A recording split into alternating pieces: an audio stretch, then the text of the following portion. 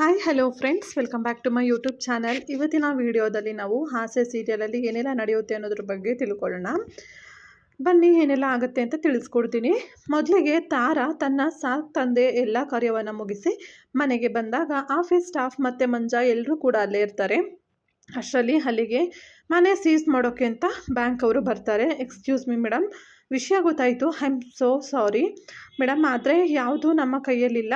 ನಾವು ಈ ಮನೆ ಮತ್ತು ಪ್ರಾಪರ್ಟೀಸ್ ಎಲ್ಲನೂ ಸೀಸ್ ಮಾಡಲೇಬೇಕು ಅಂತ ಬ್ಯಾಂಕ್ ಅವರು ಹೇಳಿದಾಗ, ಸರ್ ಈಗ ತಾನೇ ಬಾಡಿನ ಡಿಸ್ಪೋಸ್ ಮಾಡಿದ್ದೀನಿ, ಇರೋದು ಇವರೊಬ್ಬರೇ ಹೆಣ್ಮಗಳು, ಸ್ವಲ್ಪ ಸಮಯ ಕೊಡಿ ಸರ್ ಅಂತ ಹೇಳಿ ಮಂಜು ಕೇಳಿದಾಗ, ನಾವು ರಿಕವರಿ ಡಿಪಾರ್ಟ್ಮೆಂಟ್ ಅಷ್ಟೇ ಸರ್, ನಮ್ಮ ಮೇನ್ ಬ್ರ್ಯಾಂಚ್ ಅದು ಮುಂಬೈಯಲ್ಲಿದೆ, ಅವರು ಇದು ಯಾವುದೂ ಕೇಳಲ್ಲ ಸರ್, ನಮ್ಮ ಕೆಲಸಕ್ಕೆ ಪ್ರಾಬ್ಲಮ್ ಆಗಬಾರ್ದಲ್ವ ಅಂತ ಹೇಳಿ ಬ್ಯಾಂಕ್ ಅವರು ಹೇಳ್ತಾರೆ.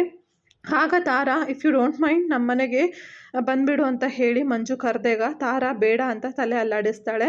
ಆಗ ತಾರಾ ಯಾಕಮ್ಮ ಅಂತ ಹೇಳಿ ತಾಯನ ಕೇಳಿದಾಗ, ನಾನು ಆಮೇಲೆ ಮಾತಾಡ್ತೀನಿ ತಾಯಮ್ಮ ಅಂತ ಹೇಳಿ ಮಂಜು, ನಿನ್ನ ಉಪಕಾರಕ್ಕೆ ತುಂಬಾ ಥ್ಯಾಂಕ್ಸ್ ಅಂತ ಹೇಳಿ ತಾರಾ ಹೇಳ್ತಾಳೆ. ಆಗ ತಾರಾ ಕೋಪದಲ್ಲಿ ಹೇಳ್ತಾ ಇದೆಯಾ ಅಂತ ಹೇಳಿ ಮಂಜ ಕೇಳಿದಾಗ, ಕೋಪ ಮಾಡ್ಕೊಳ್ಳೋಕೆ ಶಕ್ತಿನ ಕಳ್ಕೊಂಡ್ಬಿಟ್ಟಿದ್ದೀನಿ, ಇಷ್ಟು ದಿವಸ ನೀವೆಲ್ಲರೂ ನಮ್ಮ ಕಂಪನಿಗೆ ಹಗಲು ರಾತ್ರಿ ಅಂತ ಕಷ್ಟಪಟ್ಟು ಕೆಲಸ ಮಾಡಿದ್ದೀರಾ, ಕಡೆ ಪಕ್ಷ ನಿಮಗೆ ಕನ್ಸೆಷನ್ ಕೊಡೋದಷ್ಟಕ್ಕೂ ಕೂಡ ಶಕ್ತಿ ನಮಗಿಲ್ಲ, ದಯವಿಟ್ಟು ಎಲ್ಲರೂ ನಮ್ಮನ್ನು ಕ್ಷಮಿಸ್ಬಿಡಿ ಅಂತ ಹೇಳಿ ತಾರಾ ಹೇಳ್ತಾಳೆ. ಅಯ್ಯೋ ಪರವಾಗಿಲ್ಲ ಮೇಡಮ್, ಯಾವತ್ತೂ ನಮ್ಮನ್ನು ನೀವು ಕೆಲಸದವ್ರ ಥರ ನೋಡೇ ಇಲ್ಲ, ಇಂಥ ಸಂದರ್ಭದಲ್ಲಿ ನಿಮಗಾಗಿರೋ ನಷ್ಟನೇ ದೊಡ್ಡದು ಅಂತ ಅಲ್ಲಿರೋ ಸ್ಟಾಫ್ಗಳೆಲ್ಲರೂ ಕೂಡ ಹೇಳಿದಾಗ, ಮಂಜು ಇವರೆಲ್ಲರನ್ನು ಕರ್ಕೊಂಡು ಹೊರಟು ಬಿಡು, ಈಗ ಮನೆ ಖಾಲಿ ಆಗುತ್ತೆ, ನನ್ನ ಬದುಕು ಬೀದಿಗೆ ಬರುತ್ತೆ ಅಂತ ಹೇಳಿ ತಾರಾ ಹೇಳಿದಾಗ, ತಾರಾ ನೀನು ನಿನ್ನ ಜೊತೆ ಅಂತ ಹೇಳಿ ಮಂಜುಗೆ ಹೇಳ್ತಾನೆ. ಅವಾಗ ಬರ್ತಾನೆ, ನೀನು ಕೂಡ ಇರಬಾರ್ದು ಅಂತಲೇ ಹೇಳ್ತಾ ಇರೋದು, ನೋ ಆದರೆ ತಡ್ಕೋತೀನಿ, ಆದರೆ ನಾಚಿಕೆನಲ್ಲ, ಪ್ಲೀಸ್ ಹೊರಟೋಗ್ಬಿಡು ಅಂತ ಹೇಳಿ ತಾರಾ ಹೇಳಿದಾಗ ಎಲ್ಲರೂ ಅಲ್ಲಿಂದ ಹೋಗ್ಬಿಡ್ತಾರೆ. ಆಗ ತಾಯವ್ವ ತಾರಾ ಹತ್ರ ಬಂದು, ತಾರಾ ಹರಕುಲೋ ಮುರುಕುಲೋ ಸೂರ್ ಅಂತ ನನಗೊಂದಿದೆ, ಗಂಜಿನೋ ಹಂಬ್ಲಿನೋ ನಾನು ಕುಡಿಯೋದ್ರಲ್ಲಿ ನಿನಗೂ ಒಂದು ಲೋಟ ಕೊಡ್ತೀನಿ, ಬಂದ್ಬಿಡಮ್ಮ ನನ್ನ ಜೊತೆ ಅಂತ ಹೇಳ್ತಿರುವಾಗ ತಾರಾ ಅಳ್ತಿರ್ತಾಳೆ. ನಂತರ, ಬೇಡ ತಾಯವ್ವ, ನಾನು ಯಾರಿಗೂ ಭಾರ ಆಗಿರೋದಕ್ಕೆ ಇಷ್ಟಪಡೋದಿಲ್ಲ ಅಂತ ಹೇಳಿ ತಾರಾ ಮನೆ ಬಿಟ್ಟು ಹಾಗೆ ನಡ್ಕೊಂಡು ಹೊರಗಡೆ ಹೋಗ್ಬಿಡ್ತಾಳೆ. ಈ ಕಡೆ ಬೆಳಗ್ಗೆನೇ ರಂಗನಾಥ್ ಅವರು ವಾಕಿಂಗ್ ಬಂದು ಕೇಶವ ಅವರ ಹತ್ರ ಮಾತಾಡ್ತಾ, ಮನೇಲಿ ಶಾಂತಿ ತುಂಬ ಗಲಾಟೆ ಮಾಡ್ತಿದ್ದಾಳೆ ಕಣೋ, ಮೀನಾಗೆ ತುಂಬಾ ಹಿಂಸೆ ಕೊಡ್ತಿದ್ದಾಳೆ, ಇನ್ನೊಂದು ಹೆಣ್ಣು ಅನ್ನೋದನ್ನು ಮರೆತು ಮನೆಗೆ ಬಂದ ಹೆಣ್ಮಕ್ಳ ಕಡೆ ಎಲ್ಲ ಕಣ್ಣಲ್ಲೆಲ್ಲ ನೀರು ಹಾಕ್ಸ್ತಾಳೆ ಕಣಯ್ಯ ಅಂತ ಹೇಳ್ತಿರುವಾಗ, ಪಾಪ ಕಣೋ ರಂಗ, ಅದರಲ್ಲೂ ಮೀನಾ ಪಾಪ ಬಂಗಾರದಂಥ ಹೆಣ್ಮಗು, ನಿನ್ನ ಮೇಲೆ ಪ್ರಾಣನ ಇಟ್ಕೊಂಡಿದ್ದಾಳೆ, ಅವಳಿಗೆ ಇಂಥ ಕಷ್ಟ ಬರಬಾರ್ದಾಗಿತ್ತು ಅಂತ ಹೇಳ್ತಾರೆ. ಆಗ ಶಾಂತಿಗೂ ಒಂದು ಹೆಣ್ಣು ಮಗು ಇತ್ತು ಕಣಯ್ಯ, ಆದರೂ ಬೇರೆ ಹೆಣ್ಣು ಮಕ್ಕಳ ಹಿಂಗೆ ಮಾತಾಡ್ತಾಳೆ ಅಂತ ಹೇಳ್ತಿರುವಾಗ ತಾರಾ ರೋಡಲ್ಲಿ ನಡ್ಕೊಂಡು ಬರ್ತಿರ್ತಾಳೆ. ನಂತರ ತಾರಾ ಪ್ರಜ್ಞೆ ತಪ್ಪಿ ಬೀಳ್ತಿರೋದನ್ನು ರಂಗನಾಥ್ ಅವರು ನೋಡಿ ಓಡಿ ಹೋಗಿ ತಾರಾ ಹಿಡ್ಕೋತಾರೆ.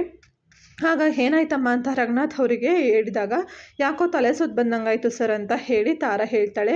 ಅಯ್ಯೋ ಶಿವನೇ, ಸರಿ ನಿಮ್ಮ ಮನೆಗೆ ಫೋನ್ ಮಾಡು ತಾಯಿ, ನಾನೇ ಕರ್ಕೊಂಡು ಹೋಗ್ಬಿಟ್ಟು ಬರ್ತೀನಿ ಅಂತ ರಂಗನಾಥ್ ಅವರು ಹೇಳಿದಾಗ ತಾರಾ ಅಳೋದಕ್ಕೆ ಶುರು ಮಾಡ್ತಾಳೆ. ಆಗ ಯಾಕಂತ ಹೇಳ್ತಾ ಇದೆಯಾ, ನೋಡು ಭಯ ಪಡಬೇಡ, ನನ್ನ ನಿಮ್ಮ ಅಪ್ಪಂತ ಅಂದ್ಕೊಂಡು ಹೇಳಮ್ಮ, ನಿನ್ನ ಹೆಸರೇನು, ನಿಮ್ಮ ಮನೆ ಇರೋದೆಲ್ಲಿ, ಏನಾಯಿತು ನಿನಗೆ ಅಂತ ಹೇಳಿ ರಂಗನಾಥ್ ಅವರು ಕೇಳಿದಾಗ, ನನ್ನ ಹೆಸರು ತಾರಾ ಅಂತ ಹೇಳಿ ತನ್ನ ವಿಷಯವನ್ನೆಲ್ಲ ರಂಗನಾಥ್ ಅವರ ಹತ್ರ ತಾರಾ ಹೇಳ್ತಾಳೆ. ಆಗ ರಂಗನಾಥ್ ಅವರಿಗೆ ಬೇಜಾರಾಗಿ, ನೋಡಮ್ಮ, ವಿಧಿ ಅನ್ನೋದು ನಮ್ಮ ಕೈಯಲ್ಲಿಲ್ಲ, ಎಲ್ಲ ಭಗವಂತನ ಆಟ, ನನಗೆ ಯಾರೂ ಇಲ್ಲ ಅಂತ ನಿನ್ನ ನೊಂದ್ಕೋಬೇಡ, ನಮ್ಮ ಮನೆಗೆ ಬಾ ತಾಯಿ, ನಿನ್ನ ಮಗಳ ಥರ ನೋಡ್ಕೋತೀವಿ ಅಂತ ಹೇಳಿದಾಗ, ಬೇಡ ಸರ್, ಸುಮ್ಮನೆ ನಿಮಗೆ ಯಾಕೆ ತೊಂದರೆ, ನಾನು ಎಲ್ಲೋದ್ರೂ ಹೋಗ್ತೀನಿ ಅಂತ ಹೇಳಿ ತಾರಾ ಹೇಳ್ತಾಳೆ.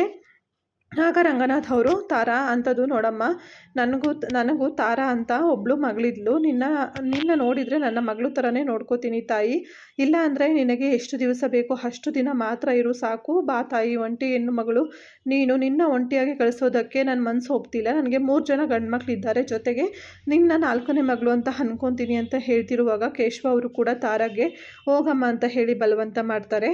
ಆಗ ತಾರಾ ಸರಿ ಆಯಿತು ಅಂತ ಹೇಳಿ ರಂಗನಾಥ್ ಅವರ ಮನೆಗೆ ಹೋಗೋದಕ್ಕೆ ಒಪ್ಕೊಂಡಾಗ, ಒಳ್ಳೆಯದು ತಾಯಿ ಬಾ ಅಂತ ಹೇಳಿ ರಂಗನಾಥ್ ಅವರು ಕರ್ಕೊಂಡು ಹೋಗ್ತಿರ್ತಾರೆ. ಅಷ್ಟರಲ್ಲಿ ಒಂದು ಬೈಕಲ್ಲಿ ಫಾಸ್ಟಾಗಿ ಒಬ್ಬ ಬಂದು ರಂಗನಾಥ್ ಅವರಿಗೆ ಬೇಕು ಅಂತಲೇ ಗುದ್ದು ಹೋದಾಗ ರಂಗನಾಥ್ ಅವರು ಕೆಳಗಡೆ ಬಿದ್ದು ಅವರ ತಲೆಗೆ ಏಟಾಗುತ್ತೆ. ಆಗ ಕೇಶವ ಮತ್ತು ತಾರಾ ಗಾಬರಿಯಾಗಿ ರಂಗನಾಥ್ ಅವರನ್ನು ಆಸ್ಪತ್ರೆಗೆ ಕರ್ಕೊಂಡು ಹೋಗ್ತಾರೆ. ಅಲ್ಲಿ ರಂಗನಾಥ್ ಅವರು ತಲೆಗೆ ಕಟ್ಟಾಕಿಸಿಕೊಂಡು ಮನೆಗೆ ಬಂದಾಗ ಅದನ್ನು ನೋಡಿ ಶಾಂತಿಗೆ ಶಾಕ್ ಆಗುತ್ತೆ. ಆಗ ಶಾಂತಿ ಗಾಬರಿ ಪಡಬೇಡ ಕಣೆ, ಸಣ್ಣ ಹೇಟಾಗಿದೆ ಅಷ್ಟೇ ಅಂತ ಹೇಳಿದಾಗ ಎಲ್ಲ ಇವಳಿಂದನೇ ಆಗಿದ್ದು. ಅವತ್ತೇ ಆ ಸ್ವಾಮೀಜಿ ಹೇಳಿದರು, ತಾನೇ ಅವಳನ್ನು ಮನೆಗೆ ಕಳಿಸ್ಲಿಲ್ಲ ಅಂದರೆ ನಿಮಗೇನಾದರೂ ಆಗುತ್ತೆ ಅಂತ. ಇವಾಗ ನೋಡ್ರಿ ಏನಾಯಿತು ಅಂತ, ಎಲ್ಲ ಈ ದರಿದ್ರದವಳಿಂದನೇ ಅಂತ ಹೇಳಿ ಶಾಂತಿ ಮೀನನ್ನು ಬೈತಾ ಇರ್ತಾಳೆ. ಆಗ ಮೀನಾ ಬೇಜಾರು ಮಾಡಿಕೊಂಡು, ಮಾವ ಒಂದು ನಿಮಿಷ ಇರಿ, ಆರತಿ ಮಾಡ್ತೀನಿ ಅಂತ ಹೇಳಿ ಒಳಗಡೆ ಅಂತ ಹೋಗ್ತಾಳೆ ಆರತಿ ತಟ್ಟೆ ತೊಗೊಂಬರೋದಕ್ಕೆ. ಆಗ ಶಾಂತಿ ಮೀನಾಗೆ ಬೈದು, ನೀನೇನು ಆರತಿ ಮಾಡಬೇಡ, ಇದೆಲ್ಲ ನಿನ್ನಿಂದನೇ ಆಗಿರೋದು, ಮತ್ತೆ ಆರತಿ ಮಾಡ್ತೀನಿ ಅಂತ ಹೇಳಿ ನನ್ನ ಗಂಡನಿಗೆ ಏನು ಮಾಡಿಬಿಡ್ಬೇಡ ನೀನು ಅಂತ ಹೇಳಿ ನಾನೇ ಆರತಿ ಮಾಡ್ತೀನಿ ಅಂತ ಹೇಳಿ ಆರತಿ ತಟ್ಟೆನ ಇಸ್ಕೊಂಡು ಅದನ್ನ ಮಾಡೋಕ್ಕೆ ಸ್ಟಾರ್ಟ್ ಮಾಡ್ತಾಳೆ. ಆವಾಗ ಅವನು ಒಂದು ನಿಮಿಷ ಇರು ಅಂತ ಹೇಳಿಬಿಟ್ಟು ತಾರಾ ಬಾರಮ್ಮ ಅಂತ ಹೇಳಿ ರಂಗನಾಥ್ ಅವರು ಕರೀತಾರೆ. ಅದನ್ನು ಕೇಳಿ ಎಲ್ರಿಗೂ ಕೂಡ ಶಾಕ್. ಆದರೆ ಮನೋಜ ಮಾತ್ರ ಆ ಹೆಸರು ಕೇಳಿ ನಡುಕ್ತಾ ಇರ್ತಾನೆ. ಆಗ ತಾರಾ ತನ್ನ ಸ್ವಂತ ಮನೆಗೆ ಬಂದಾಗ ತಾರಾಗೆ ಆರತಿ ಮಾಡಿ ಎಲ್ಲರೂ ಕರ್ಕೋತಿದ್ರೆ ಮನೋಜ ಮಾತ್ರ ಬಾಯಿಂದ ಸ್ವಲ್ಪ ಏನು ಮಾತೇ ಬರದೆ ಒದ್ದಾಡ್ತಾ ಇರ್ತಾನೆ. ಇಷ್ಟು ನಾಳಿನ ಸಂಚಿಕೆಯಲ್ಲಿ ಬರುತ್ತೆ. ಇನ್ನು ಈ ಕಥೆಯಲ್ಲಿ ನಾನು ಮುಂದೆ ಹೋಗಿರೋದ್ರಿಂದ ಮುಂದೆ ಹೇಳೋ ಕತೆ ಇನ್ನೂ ಬರೋದಕ್ಕೆ ಲೇಟ್ ಆಗ್ಬೋದು. ಈ ಕಡೆ ರಂಗನಾಥ್ ಅವರು ಹುಟ್ಟಿದ್ದಿರುತ್ತೆ, ಅಂದರೆ ಹುಟ್ಟಿದ ದಿನ ಇರುತ್ತೆ. ಮನೇಲಿ ಮಕ್ಕಳ ಜೊತೆ ಸೊಸೆ ಇಲ್ವಲ್ಲ ಅನ್ನೋ ಕೊರಗು ಅವರಲ್ಲಿ ಕಾಡ್ತಾ ಇರುತ್ತೆ. ಅದಕ್ಕೆ ರಂಗನಾಥ್ ಅವರು ಯಾವುದೇ ರೀತಿ ಸೆಲೆಬ್ರೇಷನ್ ಮಾಡ್ಕೊಳ್ಳೋದು ಬೇಡ ಅಂತ ಅವರ ಮನಸ್ಸಲ್ಲೇ ಅಂದ್ಕೊಂಡು ದೇವರಿಗೆ ಕೈ ಮುಗಿದು ಕುತ್ಕೊತಾರೆ. ಆಗ ಕೇಶವ ಅವರು ಮನೆಗೆ ಬಂದಾಗ ರಂಗನಾಥ್ ಅವರು ಸಪ್ಪೆ ಮುಖ ಹಾಕ್ಕೊಂಡು ಕೂತಿರ್ತಾರೆ. ಅದನ್ನು ಕೇಶವ ಅವರು ನೋಡಿ, ಯಾಕೋ ರಂಗ ಏನಾಯಿತು ಅಂತ ವಿಚಾರಿಸ್ತಿರುವಾಗ, ಏನಿಲ್ಲ ಬಿಡು, ಹೌದು ನೀನೇನು ಕೈಯಲ್ಲಿ ಕವರ್ ಇಟ್ಕೊಂಡು ಬಂದಿದ್ಯಾ ಅಂತ ಹೇಳಿ ರಂಗನಾಥ್ ಅವರು ಕೇಳ್ತಿರುವಾಗ, ನೀವು ದೇವಸ್ಥಾನಕ್ಕೆ ಹೋಗಿ ಪೂಜೆ ಮಾಡಿಸ್ಕೊಂಡು ಬಂದೆ ಕೊಡೋ, ನಿನ್ನ ಬರ್ತ್ಡೇ ಅಲ್ವಾ ಇವತ್ತು ಅಂತ ಹೇಳಿ ಕೇಶವ ಅವರು ರಂಗನಾಥ್ ಅವರ ಬರ್ತ್ಡೇಗೆ ವಿಶಸ್ ಮಾಡ್ತಾರೆ. ನಂತರ ಅಲ್ಲೋ ರಂಗ, ಇವತ್ತು ನಿನ್ನ ಬರ್ತ್ಡೇ ಸೆಲೆಬ್ರೇಟ್ ಮಾಡೋದಕ್ಕೆ ನಿನ್ನ ಮಕ್ಕಳು ಯಾವ್ಯಾವ ರೀತಿ ತಯಾರಿ ಮಾಡ್ಕೊಂಡಿದ್ದಾರೋ, ಹೌದು ಮನೆಯೆಲ್ಲ ಯಾಕೆ ಖಾಲಿ ಖಾಲಿ ಹೊಡಿತಾ ಇದೆ ಅಂತ ಹೇಳಿ ರಂಗನಾಥ್ ಅವರಿಗೆ ಕೇಶವ ಅವರು ಕೇಳಿರುವಾಗ, ಈಗ ಈ ಮನೆಯಲ್ಲಿ ಇರೋ ಪರಿಸ್ಥಿತಿ ನಿನಗೆ ಗೊತ್ತಿದೆ, ಹೀಗಿರುವಾಗ ನನಗೆ ಸೆಲೆಬ್ರೇಷನ್ ಎಲ್ಲ ಬೇಕೇನೋ ಅಂತ ಹೇಳಿ ರಂಗನಾಥ್ ಅವರು ಬೇಜಾರಲ್ಲಿ ಹೇಳ್ತಾರೆ. ಆಗ ನೋಡೋ ರಂಗ, ಸಮಸ್ಯೆ ಎಲ್ಲರ ಮನೆಯಲ್ಲೂ ಇರುತ್ತೆ, ಹಾಗಂತ ವರ್ಷಕ್ಕೊಂದ್ಸಲಿ ಬರುವಂತಹ ಈ ವಿಶೇಷ ದಿನನ ಸೆಲೆಬ್ರೇಟ್ ಮಾಡಬೇಕು, ಆವಾಗಲೇ ಇದಕ್ಕೆಲ್ಲ ಅರ್ಥ ಇರೋದು. ಹೌದು, ಇದನ್ನು ಎಲ್ಲರೂ ಮರ್ತ್ಬಿಟ್ಟಿದ್ದಾರಾ ಅಥವಾ ಬೇರೆ ಯಾವ ಜಾಗದಲ್ಲಾದರೂ ಫಂಕ್ಷನ್ ಇಟ್ಕೊಂಡಿದ್ದೀರಾ ಅಂತ ಹೇಳಿ ಕೇಶವ ಅವರು ಕೇಳ್ತಾರೆ. ಅದೆಲ್ಲ ಏನಿಲ್ಲ ಕಣೋ, ಎಲ್ಲರೂ ಮರ್ತಿದ್ದಾರೆ ಅಂತ ಅನಿಸುತ್ತೆ, ಹೋಗಲಿ ಬಿಡು, ನಾನು ಹುಟ್ಟಿ ಏನಂತ ದೊಡ್ಡ ಸಾಧನೆ ಮಾಡಿದ್ದೀನಿ ಹೇಳು, ನಾವೇನು ಈ ದೇಶಕ್ಕೆ ಸೇವೆ ಮಾಡಿರೋರು ಅಲ್ವಲ್ಲ ಅಂತ ಹೇಳಿ ರಂಗನಾಥ್ ಅವರು ಬೇಜಾರಲ್ಲಿ ಇರ್ತಿರುವಾಗ, ನೋಡು ಇಷ್ಟು ವರ್ಷ ಕಷ್ಟಪಟ್ಟು ಮನೆಯವರನ್ನೆಲ್ಲ ಸಾಕಿದ್ದೀಯಾ, ಇದಕ್ಕಿಂತ ಸಾಧನೆ ಬೇಕೇನೋ, ಇಂಥ ಮನುಷ್ಯನ ಈ ರೀತಿ ಒಂಟಿಯಾಗಿ ಕೂತ್ಕೊಳ್ಳೋ ರೀತಿ ಮಾಡಿಬಿಟ್ರಲ್ಲ ಅಂತ ಹೇಳ್ಕೊಂಡು ಕೇಶವ ಅವರು ತುಂಬಾ ನೊಂದ್ಕೊತಾ ಇರ್ತಾರೆ. ಆಗ ಏನು ಮಾಡಲಿ, ಮನೇಲಿ 3 ಜನ ಸೊಸೆಂದರು ಇಲ್ಲ, ಒಬ್ಬೊಬ್ಬ ಮಗನೂ ಒಂದೊಂದು ಸಮಸ್ಯೆಯಲ್ಲಿ ಸಿಕ್ಕಾಕೊಂಡಿದ್ದಾರೆ. ಈ ಶಾಂತಿ ನೋಡಿದರೆ ಮೀನನ್ನು ಮನೆಯಿಂದ ಆಚೆ ಕಳಿಸ್ಬಿಟ್ಲು, ಇನ್ನು ಮನೋಜ ಹೊರಟು ಕೇಸು ಅಂತ ಅಲಿತಾ ಇದ್ದಾನೆ. ಇನ್ನು ರವಿ ವಿಷಯದಲ್ಲಿ ಏನು ನಡೀತಾ ಇದೆ ಅಂತಲೇ ಅರ್ಥ ಆಗ್ತಾ ಇಲ್ಲ, ಯಾರೂ ಜೊತೇಲಿಲ್ಲ, ಹೀಗಿದ್ಮೇಲೆ ಬರ್ತಡೇನ ಹೇಗೂ ಮಾಡ್ಕೊಳ್ಳಿ ಅಂತ ಹೇಳಿ ರಂಗನಾಥ್ ಅವರು ಬೇಜಾರಲ್ಲಿ ಹೇಳ್ತಾರೆ. ಅಷ್ಟೊತ್ತಿಗೆ ಶಾಂತಿ ಮನೆಗೆ ಬರ್ತಾಳೆ. ಏನು ದಿಢೀರಂತ ಬಂದುಬಿಟ್ಟಿದ್ದೀರಾ, ಕಾಫಿ ಮಾಡೋಣ ಅಂತ ಹಾಲು ತರಕ್ಕೆ ಹೋಗಿದ್ದೆ, ನೀವು ಕೂಡ ಕರೆಕ್ಟ್ ಟೈಮ್ಗೆ ಬಂದುಬಿಟ್ಟಿದ್ದೀರಾ ಅಂತ ಹೇಳಿ ಶಾಂತಿ ಕೇಶವ ಅವರಿಗೆ ಹೇಳ್ತಿರುವಾಗ, ನೋಡಮ್ಮ ನಾನು ಕಾಫಿ ಕುಡಿಯೋದಕ್ಕೆ ಅಂತ ಬಂದಿಲ್ಲ, ಇವತ್ತೇನು ವಿಶೇಷ ಅಂತ ಗೊತ್ತಿದೆಯಾ ಅಂತ ಕೇಳಿ ಕೇಶವ ಅವರು ಹೇಳೋದಕ್ಕೆ ಅಂತ ಹೋದಾಗ ರಂಗನಾಥ್ ಅವರು ಕೇಶವರನ್ನು ತಡೀತಾರೆ. ನಂತರ ದೇವಸ್ಥಾನದಲ್ಲಿ ಏನೋ ವಿಶೇಷ ಇತ್ತಂತೆ, ಗಣೇಶಾಂತಿ ಅದಕ್ಕೆ ಹೋಗಿ ಹಣ್ಣು ಕಾಯಿ ಮಾಡಿಸ್ಕೊಂಡು ಬಂದಿದ್ದಾನೆ ತಗೋ ಅಂತ ಹೇಳಿ ರಂಗನಾಥ್ ಅವರು ದೇವಸ್ಥಾನದಿಂದ ಕೇಶವ ಅವರು ತಗೊಂಡು ಬಂದಿರುವಂತಹ ತೆಂಗಿನಕಾಯಿ, ಹೂ, ಹಣ್ಣು ಪ್ರಸಾದ ಶಾಂತಿ ಕೈಗೆ ಕೊಡ್ತಾರೆ. ಅಷ್ಟೊತ್ತಿಗೆ ಮನೋಜ ಫೋನ್ನಲ್ಲಿ ಮಾತಾಡ್ತಾ ಆಚೆ ಕಡೆ ಬರ್ತಾನೆ. ಅಮ್ಮ ತಿನ್ನೋದಕ್ಕೆ ಏನಾದರೂ ಇದೆಯಾ ಅಂತ ಹೇಳಿ ಮನೋಜ ಶಾಂತಿಯನ್ನು ಕೇಳ್ತಿರುವಾಗ, ಇವತ್ತು ನಾನೇನು ಮಾಡಿಲ್ಲ ಕೊಣೋ, ಹೋಗಿ ಹೋಟೆಲಲ್ಲೇ ಊಟ ಮಾಡ್ಕೊ ಅಂತ ಹೇಳಿ ಶಾಂತಿ ಕಿಚನ್ಗೆ ಹೋಗ್ತಾಳೆ. ಆಗ ಮನೋಜ ಆಚೆ ಹೋಗ್ತಿರುವಾಗ, ಮನೋಜ್ ಬಾರಪ್ಪ ಇಲ್ಲಿ ಅಂತ ಹೇಳಿ ಕೇಶವ ಅವರು ಕರೀತಾರೆ. ಹೇಳಿ ಅಂಕಲ್ ಅಂತ ಹೇಳಿ ಮನೋಜ್ ಕೇಳ್ತಿರುವಾಗ, ಇವತ್ತೇನು ದಿವಸ ಅಂತ ಗೊತ್ತಿದೆಯಾ ಅಂತ ಹೇಳಿ ಕೇಶವ ಅವರು ಕೇಳ್ತಾರೆ. ಇವತ್ತಿನ ಡೇಟಾ ಅಂತ ಹೇಳ್ತಾ ಮನೋಜ ತನ್ನ ಮೊಬೈಲ್ ತೆಗೆದು ಡೇಟ್ ಹೇಳ್ತಾ, ಏನು ಅಂಕಲ್ ತುಂಬ ವಯಸ್ಸಾಗೋಯ್ತಾ ನಿಮಗೆ, ಅದಕ್ಕೆ ಡೇಟ್ ಎಲ್ಲ ಮರೆತೋಗ್ಬಿಟ್ಟಿದ್ದೀರಾ ಅಂತ ಅನಿಸುತ್ತೆ ಅಂತ ಹೇಳಿ ಮನೋಜ್ ಹೇಳ್ತಿರುವಾಗ, ಹೌದಪ್ಪ ನನಗೆ ಈ ದಿವಸ ನೆನಪಿಲ್ಲದೆ ಇದ್ದರೂ ಕೂಡ ಪರವಾಗಿಲ್ಲ, ಆದರೆ ನಿನಗೂ ನೆನಪಿಲ್ವಲ್ಲಪ್ಪ ಅಂತ ಹೇಳಿ ಕೇಶವ ಅವರು ಹೇಳ್ತಿರುವಾಗ, ನೀವು ಯಾವುದ್ರ ಬಗ್ಗೆ ಹೇಳ್ತಾ ಇದ್ದೀರಾ ಅಂಕಲ್ ಅಂತ ಹೇಳಿ ಮನೋಜ್ ಕೇಳ್ತಾನೆ. ಆಗ ಏನಿದು ಮನೆಯವರು ಯಾರಿಗೂ ಇವನು ಬರ್ತ್ಡೇ ಬಗ್ಗೆ ಗೊತ್ತೇ ಇಲ್ವಲ್ಲ ಅಂತ ಹೇಳಿ ಕೇಶವ ಅವರು ಮನಸ್ಸಲ್ಲೇ ಅಂದ್ಕೊಂಡು ತುಂಬಾ ನೊಂದ್ಕೊತಾ ಇರ್ತಾರೆ.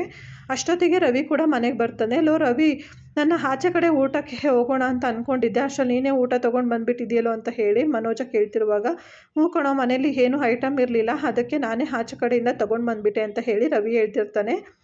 ಹಾಗೆ ಕೇಶವ ಅವರನ್ನು ರವಿ ನೋಡಿ, ಅಂಕಲ್ ಯಾವಾಗ ಬಂದ್ರಿ, ಬನ್ನಿ ಊಟ ಮಾಡಿ ಅಂತ ಹೇಳಿ ಕರೀತಾನೆ. ಆಗ ಪರವಾಗಿಲ್ಲಪ್ಪ, ನಾನು ಈಗಾಗಲೇ ತಿನ್ಕೊಂಡು ಬಂದೆ. ಏನಪ್ಪ ರವಿ, ಇವತ್ತು ಸ್ಪೆಷಲ್ ದಿವಸ ಅಂತ ಹೋಟೆಲಿಂದನೇ ತೊಗೊಂಡು ಬಂದುಬಿಟ್ಟಿದ್ಯಾ ಊಟನ ಅಂತ ಹೇಳಿ ಕೇಶವ್ ಅವರು ಕೇಳ್ತಾರೆ. ಇಲ್ಲ ಅಂಕಲ್, ರೇಷನ್ ಎಲ್ಲ ಖಾಲಿ ಆಗಿತ್ತು. ಅದು ಅಲ್ಲದೆ ರೆಸ್ಟೋರೆಂಟಲ್ಲಿ ಮಧ್ಯಾಹ್ನ ಒಂದು ಮುಖ್ಯವಾದ ವರ್ಕ್ ಇತ್ತು, ಅಲ್ಲಿಗೆ ಬೇರೆ ಹೋಗಬೇಕಿತ್ತು. ಅದಕ್ಕೆ ಒಂದೇ ಸರಿ ಎಲ್ರಿಗೂ ತಿಂಡಿ ತೊಗೊಂಡು ಬಂದುಬಿಟ್ಟೆ ಅಂತ ಹೇಳಿ ರವಿ ಹೇಳ್ತಿರ್ತಾನೆ. ಸರಿ, ಇವತ್ತು ಏನು ದಿವಸ ಅಂತ ಗೊತ್ತಿದೆಯೇನಪ್ಪ ಅಂತ ಹೇಳಿ ಕೇಶವ್ ಅವರು ಕೇಳ್ತಿರುವಾಗ, ಇವತ್ತೇನು ಅಂಕಲ್ ಅಂತ ವಿಶೇಷವಾದ ದಿವಸ ಅಂತ ಹೇಳಿ ರವಿ ಹೇಳ್ತಾನೆ. ಅಷ್ಟರಲ್ಲಿ ಶಾಂತಿ ಮತ್ತೆ ವಾಪಸ್ ಬರ್ತಾಳೆ. ಏನು ಅಂಕಲ್, ಬರ್ತಾ ಬರ್ತಾ ನಿಮಗೆ ನೆನಪಿನ ಶಕ್ತಿ ಕಡಿಮೆ ಆಗೋಯ್ತಾ? ನಾನು ಇವಾಗ ತಾನೇ ಹೇಳಿದ್ನಲ್ಲ ಇವತ್ತಿನ ಡೇಟು ಮತ್ತು ದಿವಸ ಅಂತ ಹೇಳಿ ಮನೋಜ್ ಹೇಳ್ತಾನೆ. ಆಗಲ್ಲೂ ಮನೋಜ, ವಯಸ್ಸಾಗ್ತಾ ಆಗ್ತಾ ನೆನಪಿನ ಶಕ್ತಿ ಕಡಿಮೆ ಆಗುತ್ತೆ ಕಣೋ ಅಂತ ಶಾಂತಿ ಹೇಳ್ತಿರುವಾಗ, ಹೌದು ಕಣಮ್ಮ, ನೀನು ಹೇಳ್ತಾ ಇರೋದು ನಿಜನೇ. ವಯಸ್ಸಾಗಿರೋ ನಮಗೆ ನೆನಪಿನ ಶಕ್ತಿ ಕಡಿಮೆ ಆಗ್ಬೋದು, ಆದರೆ ಇಂಥ ಚಿಕ್ಕ ಹುಡುಗರೇ ಎಲ್ಲ ಮರೆತೋಗಿದ್ದಾರಲ್ಲ, ಅದೇ ಬೇಜಾರು ಅಂತ ಕೇಳಿ ಕೇಶವ್ ಅವರು ಹೇಳ್ತಿರ್ತಾರೆ. ಆವಾಗ ಏನಿರಬಹುದು ಅಂತ ಹೇಳಿ 3 ಜನ ಕೂಡ ಯೋಚನೆ ಮಾಡ್ತಿರುವಾಗ, ಲೋಕೇಶವ ಬಿಡು ಅಂತ ಹೇಳಿದ್ನಲ್ಲ, ಯಾಕೆ ಸುಮ್ಮನೆ ಬಿಡದೆ ಇರೋ ವಿಷಯನ ಎಲ್ಲ ಮಾತಾಡಿಕೊಂಡು ಅಂತ ಹೇಳ್ತಾ ರಂಗನಾಥ್ ಅವರು ಕೇಶವ್ ಅವರನ್ನು ಸುಮ್ಮನಾಗಿಸ್ತಾರೆ. ನಂತರ ಸರಿ ಬನ್ನಿ ತಿಂಡಿ ತಿನ್ನಿ ಅಂತ ಹೇಳಿ ಶಾಂತಿ ಕರೀತಿರುವಾಗ, ನನಗೆ ಹಸ್ವಿಲ್ಲ ಅಂತ ರಂಗನಾಥ್ ಅವರು ಹೇಳ್ತಾರೆ. ಹಸ್ವಿಲ್ವ, ಯಾಕ್ರಿ ಏನಾಯಿತು ಅಂತ ಹೇಳಿ ಶಾಂತಿ ವಿಚಾರಿಸ್ತಿರುವಾಗ, ಏನಮ್ಮ ಮಾಡೋದು, ಮನಸ್ಸು ಭಾರ ಅನ್ನಿಸ್ದಾಗ ಹೊಟ್ಟೆ ಹಸ್ವಿಲ್ಲ ಕಾಣಿಸುತ್ತೆ ಹೇಳು ಅಂತ ಹೇಳ್ಕೊಂಡು ಕೇಶವ್ ಅವರು ಬೇಜಾರು ಮಾಡ್ಕೊತಿರ್ತಾರೆ. ಏನು ಹೇಳ್ತಾ ಇದ್ದೀರಾ ನೀವು ಅಂತ ಹೇಳಿ ಶಾಂತಿ ಕೇಳ್ತಿರುವಾಗ, ಇನ್ನೇನಮ್ಮ, ಅವನ ಮೇಲೆ ನಿಮಗೆ ಯಾರಿಗೂ ಪ್ರೀತಿ ಅಕ್ಕರೆ ಎನ್ನೋದೇ ಇಲ್ಲ ಅಂತ ಹೇಳಿ ಕೇಶವ್ ಅವರು ಹೇಳ್ತಿರ್ತಾರೆ. ಆಗ ಅಂಕಲ್, ನೀವು ಯಾವುದ್ರ ಬಗ್ಗೆ ಮಾತಾಡ್ತಾ ಇದ್ದೀರಾ ಅಂತ ಹೇಳಿ ರವಿ ಕೇಳ್ತಿರುವಾಗ, ಇವತ್ತು ನಿಮ್ಮ ಅಪ್ಪನ ಹುಟ್ಟಿದಬ್ಬ, ಅದನ್ನೇ ಮರ್ತ್ಬಿಟ್ಟಿದ್ದೀರಾ? ಇವತ್ತಿನ ದಿವಸ ಮನೇಲಿ ಹಬ್ಬದ ಥರ ಆಚರಿಸ್ತೀರಾ ಅಂದ್ಕೊಂಡೆ ನಾನು ಬಂದರೆ, ಮನೆ ನೋಡಿದರೆ ಈ ರೀತಿ ಖಾಲಿ ಇದೆ, ಅದರಲ್ಲೂ ಮನೆಯವರೆಲ್ಲರೂ ಈ ವಿಷಯದ ಬಗ್ಗೆ ಮರ್ತೇ ಹೋಗ್ಬಿಟ್ಟಿದ್ದೀರಾ ಅಂತ ಹೇಳಿ ಕೇಶವ್ ಅವರು ಬೇಜಾರಾಗಿ ಹೇಳ್ತಾರೆ. ಆಗ ಅಪ್ಪ ಸಾರಿ ಅಪ್ಪ ಅಂತ ಹೇಳಿ ರವಿ ಹೇಳ್ತಿರುವಾಗ, ಹೋಗಲಿ ಬಿಡೋ ಪರವಾಗಿಲ್ಲ ಅಂತ ಹೇಳಿ ರವಿ ರಂಗನಾಥ್ ಅವ್ರನ್ನ ಹೇಳ್ತಾರೆ. ಆಗ ಅಲ್ಲಪ್ಪ, ಇವತ್ತಿನ ಹುಟ್ಟಿದಬ್ಬ ಅಂತ ಒಂದು ಮಾತಾರು ಹೇಳ್ಬೋದಾಗಿತ್ತಲ್ವ ನೀನು ಅಂತ ಹೇಳಿ ಮನೋಜ್ ಕೇಳ್ತಿರುವಾಗ, ಏನಪ್ಪ ಇದನ್ನೆಲ್ಲ ಹೇಳಿ ಕೇಳಿ ಮಾಡಿಸ್ಕೋತಾರಾ ಹೇಳು ಅಂತ ಹೇಳಿ ಕೇಶವ್ ಅವರು ಹೇಳ್ತಿರ್ತಾರೆ. ಆಗ ಮನೋಜ್ ಮತ್ತು ರವಿ ಇಬ್ಬರು ಕೂಡ ರಂಗನಾಥ್ ಅವರಿಗೆ ಹುಟ್ಟಿದಬ್ಬದ ಶುಭಾಶಯಗಳು ಅಂತ ವಿಶ್ ಮಾಡ್ತಾರೆ. ಆಗ ಶಾಂತಿ, ಕ್ಷಮಿಸ್ಬಿಟ್ರಿ, ನಾನು ಮರ್ತೇ ಹೋಗ್ಬಿಟ್ಟಿದ್ದೆ, ಹೋದ ವಾರ ನಿಮ್ಮ ಹುಟ್ಟಿದಬ್ಬ ಅಂತ ನೆನಪಿತ್ತು, ಆವಾಗ ದೇವಸ್ಥಾನಕ್ಕೆ ಬಂದು ಪೂಜೆ ಮಾಡಿಸ್ಕೊಂಡು ಹೋಗೋಣ ಅಂತ ಅಂದ್ಕೊಂಡಿದ್ರೆ, ಆದರೆ ಈ ಮನೋಜನ ಟೆನ್ಷನಲ್ಲಿ ಎಲ್ಲ ಮರೆತೋಗ್ಬಿಟ್ರೆ, ಕ್ಷಮಿಸ್ಬಿಡಿ, ಒಂದು ನಿಮಿಷ ಎದ್ದು ನಿಂತ್ಕೊಳ್ಳಿ ಅಂತ ಹೇಳಿ ಶಾಂತಿ ಹೇಳ್ತಾಳೆ. ಯಾಕೆ ಅಂತ ರಂಗನಾಥ್ ಅವರು ಕೇಳ್ತಿರುವಾಗ, ನೀವು ನಿಂತ್ಕೊಳ್ರಿ ನಾನು ಹೇಳ್ತೀನಿ ಅಂತ ಹೇಳಿ ಶಾಂತಿ ಕೇಳಿದಾಗ, ಸರಿ ಆಯಿತು ಅಂತ ರಂಗನಾಥ್ ಅವರು ನಿಂತ್ಕೊತಾರೆ.